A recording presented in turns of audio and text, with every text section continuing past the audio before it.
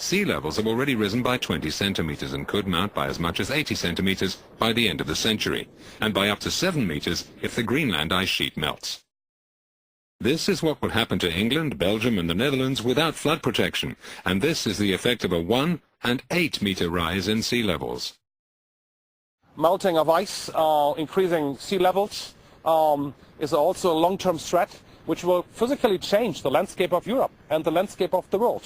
If Greenland melts, as sea level rise of up to 7 meters is being predicted, is being forecasted, you cannot adapt to that one. You can build dikes a little bit higher to accommodate 50 centimeter, probably 1 meter sea level at maximum in the Netherlands and somewhere. But 7 meter, you can't adapt to. You have to evacuate people. You have to evacuate cities like Cairo, like New York, like London, like Hamburg, like Rome. Too much water is a fantasy for farmers in the Murcia area of southern Spain, which is one of Europe's hottest and driest regions. Without irrigation, this area would be a desert. But to keep such regions fertile, almost 90% of Spain's freshwater resources are needed. Farmers such as Antonio Moreno Soriano are already struggling with harsh climatic conditions. Global warming will only make matters worse. Preocupa muchísimo el cambio climático. Estamos encontrando que en los últimos años, además de que llueve mucho menos y por tanto tenemos mucha menos agua, y ya tenemos imágenes de qué es lo que ocurre cuando no hay agua, cuando no existe agua en esta zona, nos estamos encontrando con un problema añadido, y es que hay cambios brutales que están afectando muchísimo a los frutales y a la arbolea. Murcia is often referred to as La Huerta de Europa.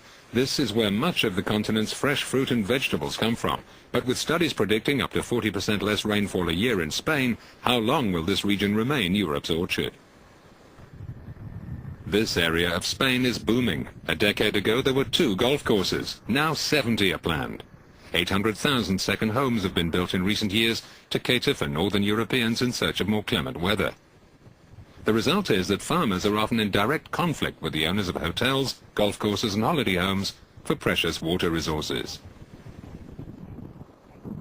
The migration of tens of millions of northern Europeans to the Mediterranean coast is the biggest annual movement of people on the planet. Here in the mega resort of Benidorm on Spain's southeast coast, tourists arrive all year round to soak up the sun.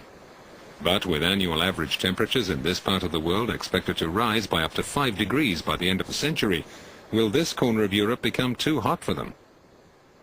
This is a map produced for the EU showing the conditions for summer tourism in Europe at present. The red and brown parts are very good or excellent for tourism, while the blue parts are less attractive. The next map shows the projection for the end of the century, based on a global 3.4-degree increase in temperatures during this century. Note how the North Sea and Baltic area become much more appealing to holidaymakers, while the Mediterranean becomes less enticing. Climate change will have more sinister effects than changing holiday patterns. In Europe, more than 70,000 people died prematurely during the 2003 heat wave, and increased temperatures could lead to thousands more deaths a year in southern Europe. Forest fires will also become more frequent across large swathes of the continent, and many bird and animal species will become extinct as natural habitats are wiped out. Climate change will have, in the view of the real experts, a tremendous negative impact on biodiversity, reducing it by, they say, approximately 30%. This is a catastrophe of major proportions. Poor countries will suffer the most from climate change, as soaring temperatures, melting glaciers and falling rainfall leads to lower crop yields, less drinking water and greater starvation.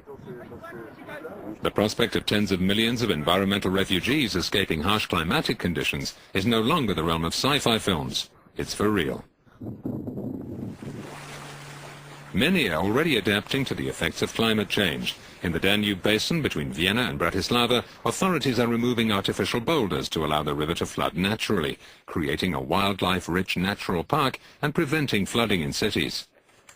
And in the Murcia region of Spain, farmers irrigate their crops using a computerized water card that's helped reduce water consumption by 30%. The European Commission believes the quicker we adapt to climate change, the better. The cost of acting today is significantly less than it is to clean up tomorrow. In our calculation, we can actually act against climate change at a very small cost to our economy. Global warming is a fact. Temperatures have already risen by 0.76 degrees since the Industrial Revolution and are projected to rise further by 1.8 to 4 degrees by the end of the century. Deep cuts in greenhouse gas emissions are needed urgently to prevent a climate catastrophe, but this will not solve the problem in the short term. The negative effects of global warming will be felt for centuries due to the inherent inertia in the climate system. The real question is no longer how to stop the damage, but how to limit it. The most cost-effective way to do this is to act now rather than later.